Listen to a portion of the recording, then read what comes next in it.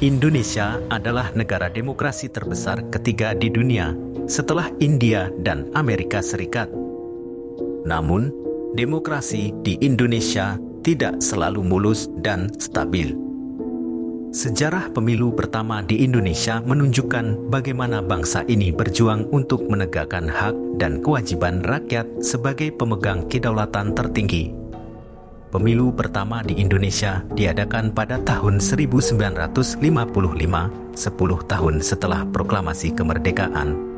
Pemilu pertama ini merupakan pemilu yang tertunda karena faktor belum adanya undang-undang, tidak stabilnya keamanan, serta fokus pemerintah dan rakyat mempertahankan kedaulatan.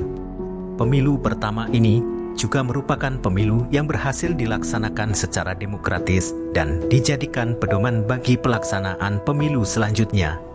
Pemilu pertama di Indonesia dilaksanakan dalam 2 tahap, yaitu pemilihan anggota Dewan Perwakilan Rakyat (DPR) pada 29 September 1955 dan pemilihan anggota Dewan Konstituante pada 15 Desember 1955. Pemilu pertama ini diikuti oleh lebih dari 30 partai politik dan lebih dari 100 daftar kumpulan dan calon perseorangan. Pemilu pertama ini juga mencatat partisipasi rakyat yang tinggi, yaitu sekitar 85% dari jumlah pemilih yang terdaftar. Pemilu pertama di Indonesia menghasilkan komposisi parlemen yang sangat beragam dan representatif. Tidak ada satu partai pun yang mendominasi suara rakyat.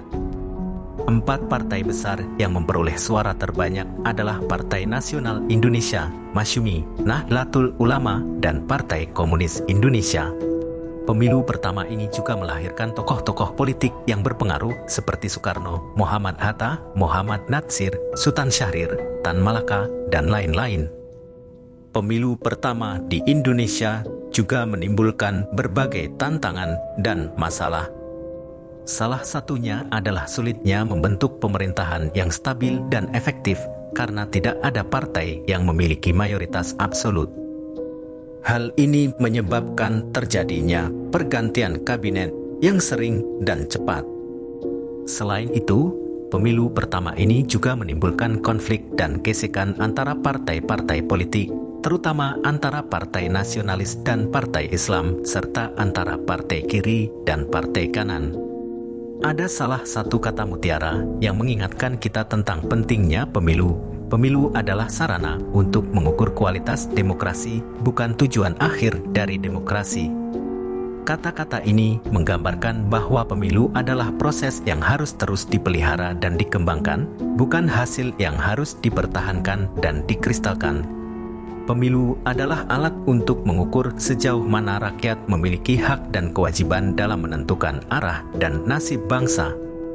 Kesimpulan yang dapat diambil dari sejarah pemilu pertama di Indonesia adalah bahwa pemilu pertama adalah salah satu pilar penting bagi demokrasi Indonesia yang telah membentuk dan membawa perubahan positif bagi bangsa ini.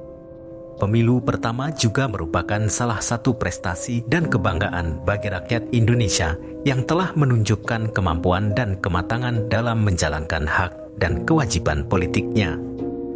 Hikmah yang dapat dipetik dari sejarah pemilu pertama di Indonesia adalah bahwa pemilu pertama adalah salah satu pelajaran berharga bagi rakyat Indonesia yang harus terus belajar dan beradaptasi dengan dinamika politik dan sosial. Pemilu pertama juga merupakan salah satu tantangan bagi rakyat Indonesia yang harus terus meningkatkan kualitas dan partisipasinya dalam proses pemilu. Demikianlah video sejarah tentang apa yang bisa kita pelajari dari pemilu pertama di Indonesia. Kami harap video ini bermanfaat dan menambah wawasan kita bersama tentang sejarah dan politik Indonesia. Kira-kira apakah Anda setuju dengan opini atau narasi yang kami sampaikan ini? Atau apakah Anda memiliki pendapat lain tentang sejarah pemilu pertama di Indonesia?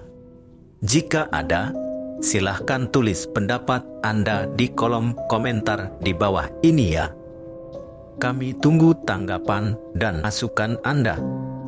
Sampai jumpa di video sejarah selanjutnya. Salam sukses dan sehat selalu buat Anda semuanya.